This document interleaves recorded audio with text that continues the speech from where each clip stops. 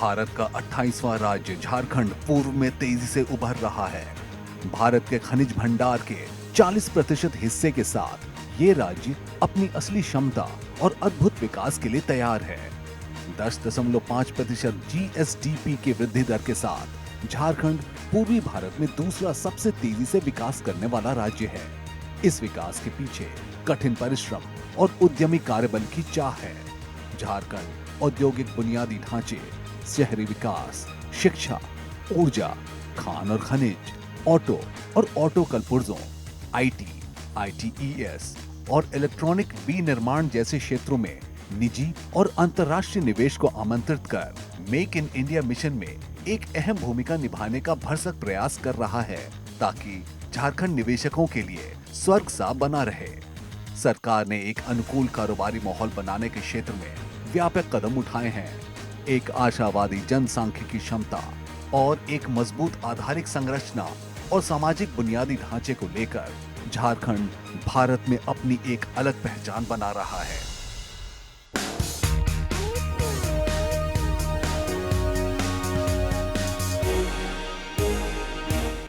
नमस्कार, आप देख रहे हैं हमारी खास पेशकश momentum Jharkhand global investors summit 2017 का कर्टन रेजर एपिसोड। क्या आप जानते हैं कि जब सरलता से व्यापार करने की बात की जाती है तो विश्व बैंक और KPMG की रिपोर्ट के अनुसार झारखंड भारतीय राज्यों में तीसरे स्तर पर आता है। खनिज की उपलब्धता के मामले में भी ये विश्व के सबसे धनी इलाकों में से है। साथ ही यहाँ खनन, कृषि, ऊर्जा और कई और क्षेत्रों में अपार संभावनाएं मौजूद हैं। आज झारखंड वैश्विक भागीदारी के लिए तैयार खड़ा है। तो इस राज्य के पहले ग्लोबल इन्वेस्टर समिट के अवसर पर आइए बात करते हैं मुख्यमंत्री रघुवर दास से। Welcome to the show sir, thank you so much for joining us on the show today. सबसे पहले Jharkhand ease of doing business index पे नंबर 3 पर है according to world bank and KPMG। तो नंबर 3 से नंबर 1 पे जाने के लिए आजकल आप किस प्रकार की सुविधाएं प्रदान कर रहे हैं, स्पेशली फॉर बिजनेसमैन? हमारी कोशिश है आने वाले वर्षों में हम 1 नंबर पे पहुँचे। टॉप 10 में अभी इस वर्ष हम लोग 7 पोजीशन में थे, और वर्ली लैंड के क्षेत्र में जो मैं करना था टेक्नोलॉजी लैंड के मामले में, वो हमारा इस अगस्त तक कंप्लीट हो जाएगी।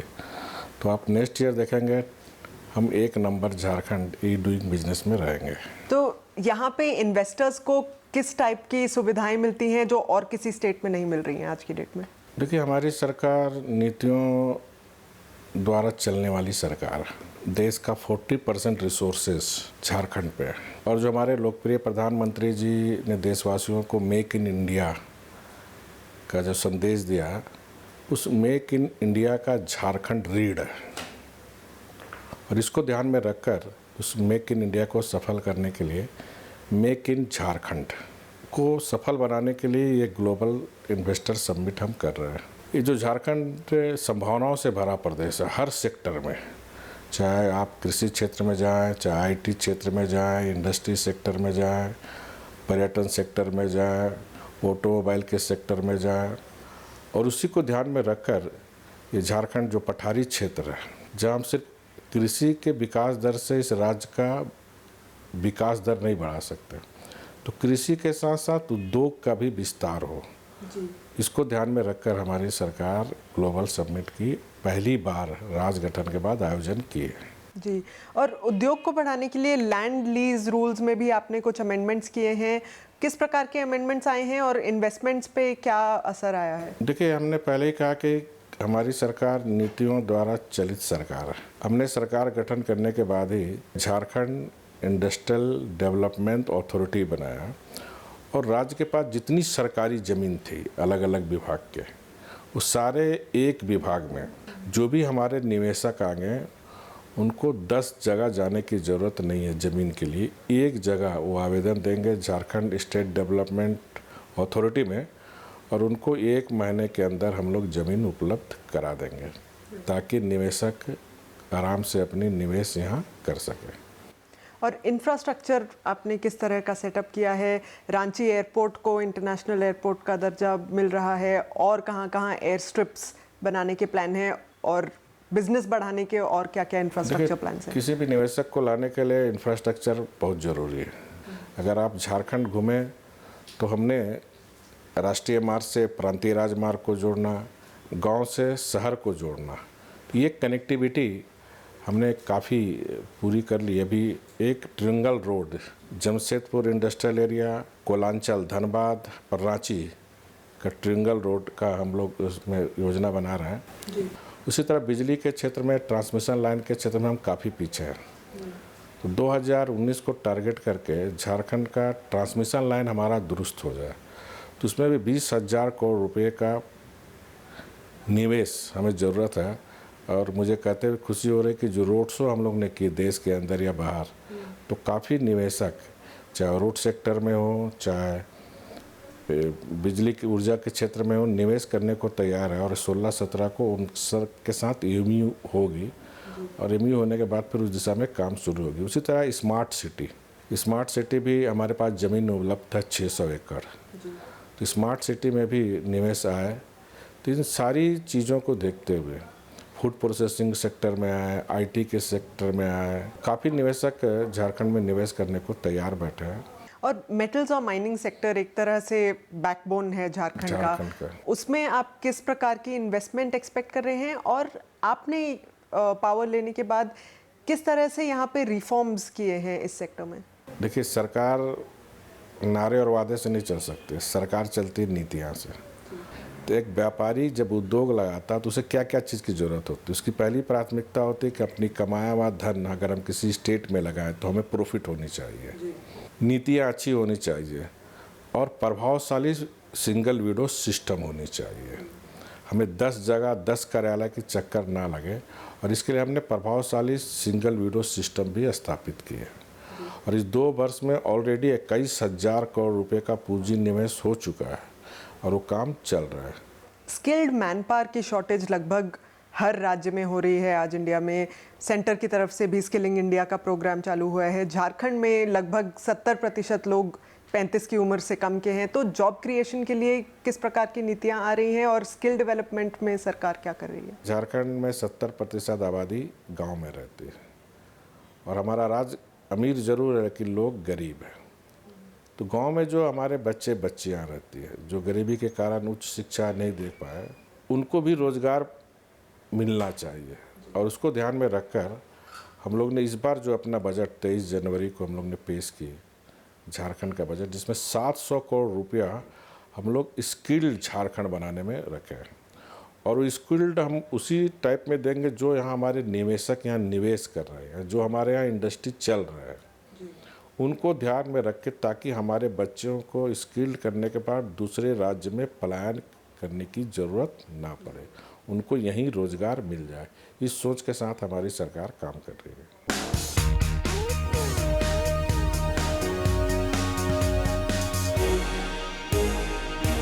प्राइम मिनिस्टर का एक और प्रिय मिशन है डिजिटल इंडिया मिशन।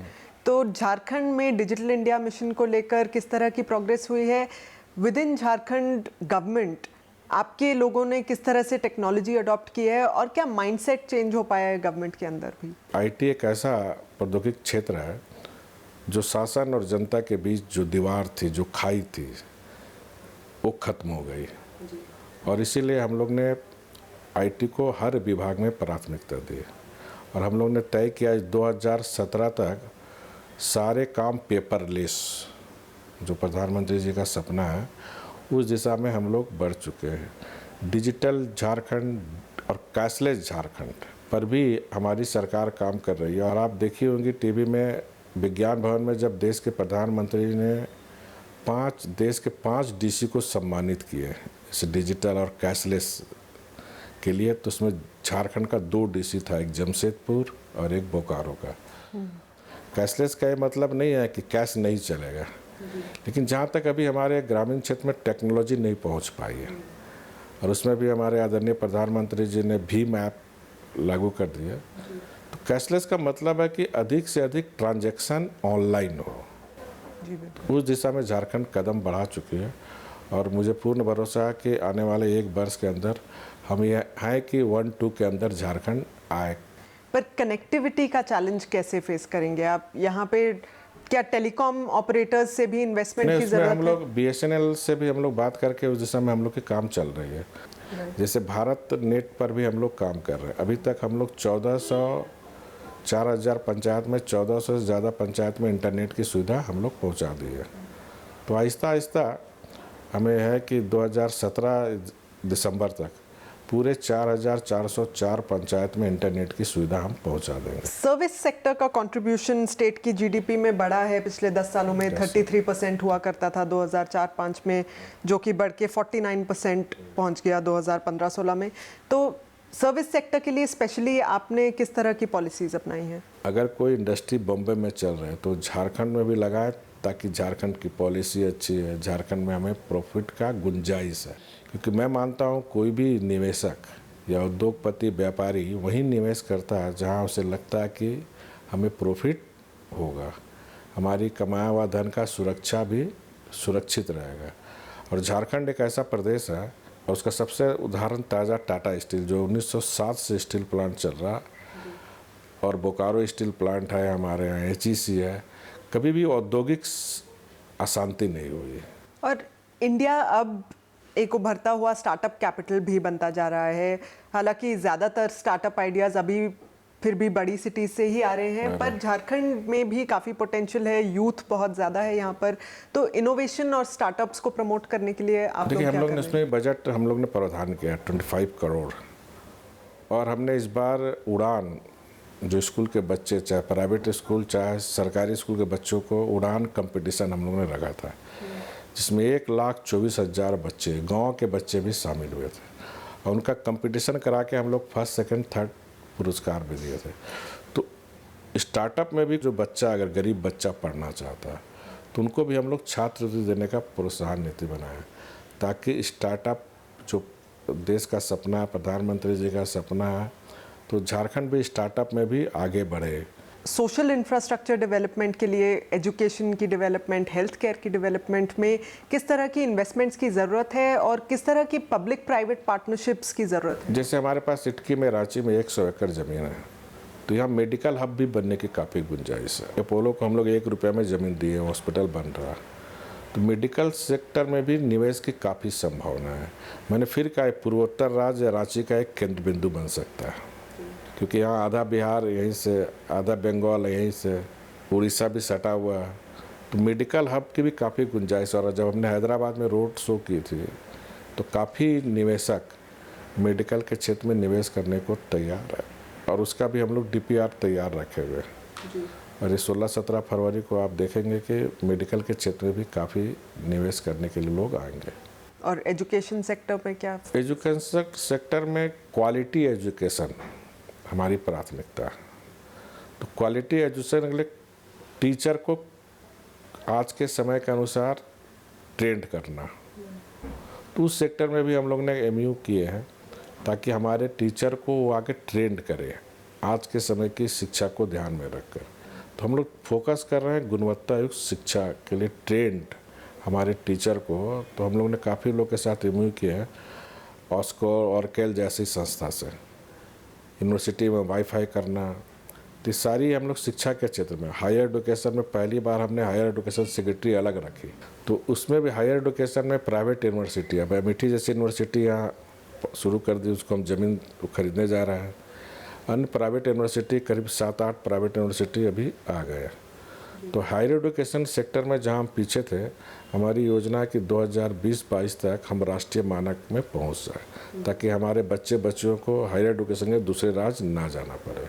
सेक्टर्स की बात करते हुए थोड़ी सी टूरिज्म की बात भी कर लेते हैं। Tourism is an emerging sector. यहाँ पे लगभग 8 से 9% का कंट्रीब्यूशन है स्टेट के GDP में। इसको बढ़ाने के लिए क्या किया जा रहा है? और mining tourism is something that is unique in Jharkhand, तो उसको प्रमोट करने के लिए आप क्या कर रहे हैं? झारखंड वन से आच्छादित प्रदेश है। हमारे पास जितना फॉल है, हमें नहीं लगता किसी राज्य के पास फॉल होगा। उसी तरह आपने कहा माइनिंग सेक्टर, चाहे कोल माइनिंग हो, चाहे आयरन और माइनिंग हो, तो उसमें भी काफ़ी जो हमारे शोध करने वाले लड़के लड़कियाँ जो बाहर के होते हैं, तो उस पर भी आके किस तरह माइनिंग, किस तरह लोहा बनाया जाता है, पिघलाया जाता है, किस तरह आयरन निकलता है। तो माइनिंग और प्राकृतिक छटाएँ, तो पर्यटन से भी इस राज्य की किस्मत को हम बदल सकते हैं। तो इस सेक्टर में भी इसीलिए हमने पर्यटन पॉलिसी भी बनाई है। और इस 2 वर्ष के अंदर, चाहे देशी पर्यटक हो, विदेशी पर्यटक हो, अमन शांति रहने के कारण पर्यटक की संख्या भी बढ़ी है झारखंड। और पर्यटक एक ऐसा क्षेत्र है कि आसपास के गांव के लोगों को हम रोजगार दे सकते हैं।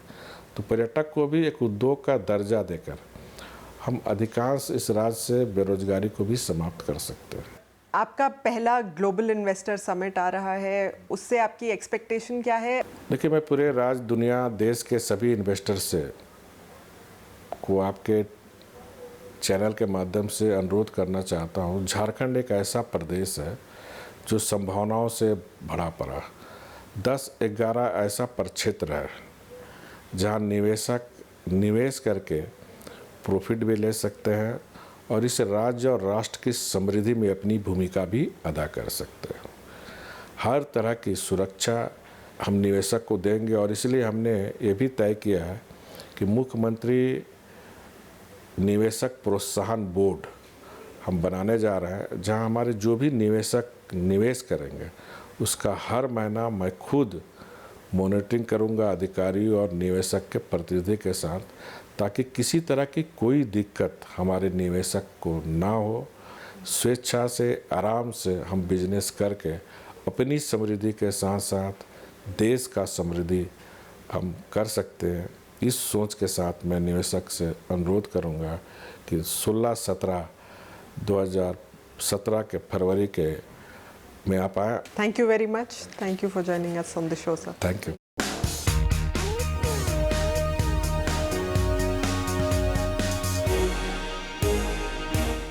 आप देख रहे हैं हमारी खास पेशकश momentum Jharkhand global investor summit 2017 का curtain raiser episode.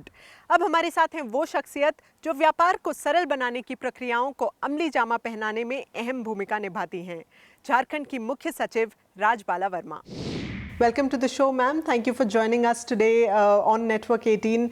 And I'd like to start off with the ease of doing business factor. Jharkhand ranks third according to World Bank and KPMG.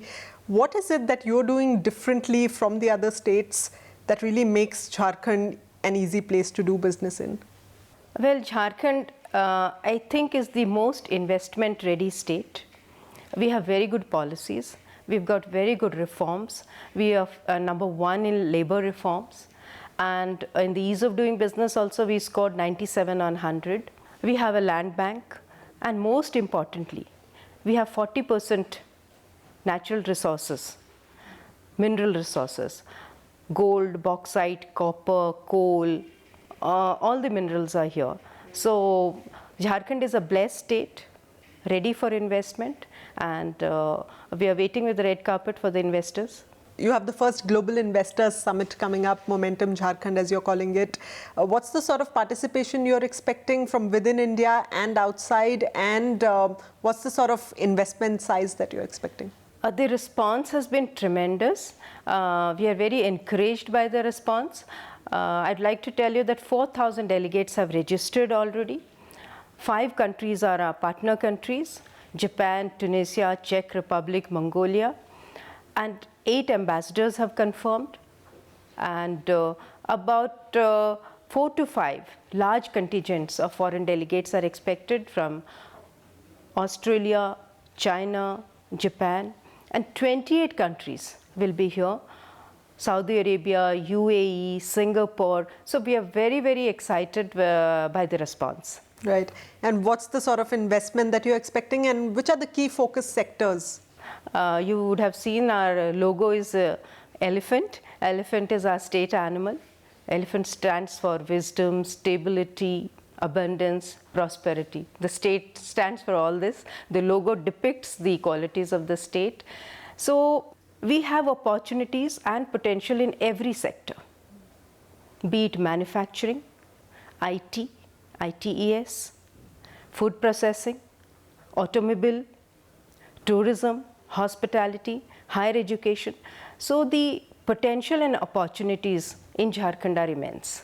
We are looking at inking about 3 lakh crores worth of MOUs. So if you were to do, say, a 30-second elevator pitch for the Momentum Jharkhand Global Investor Summit, what would that be? Well, the investors will find that the dedicated, focused, determined leadership of the Honorable Chief Minister will give them all the facilities and atmosphere required for investment. In their success, we will measure our success. All right. Thank you so much for joining us, ma'am. It's been a pleasure talking to you. Thank you. हमारी इस खास पेशकश में आज के लिए इतना ही, लेकिन याद रखिएगा कि 16 और 17 फरवरी 2017 को रांची में हो रहा है momentum Jharkhand global investors summit, जहां राज्य और केंद्र के कई नीति निर्धारक हिस्सा लेंगे और साथ ही हिस्सा लेंगे उद्योग जगत के कई दिग्गज। और ये सब मिलकर आने वाले वक्त में झारखंड को बनाएंगे निवेशकों के लिए एक आकर्षक राज्य। अगली बार तक के लिए नमस्कार।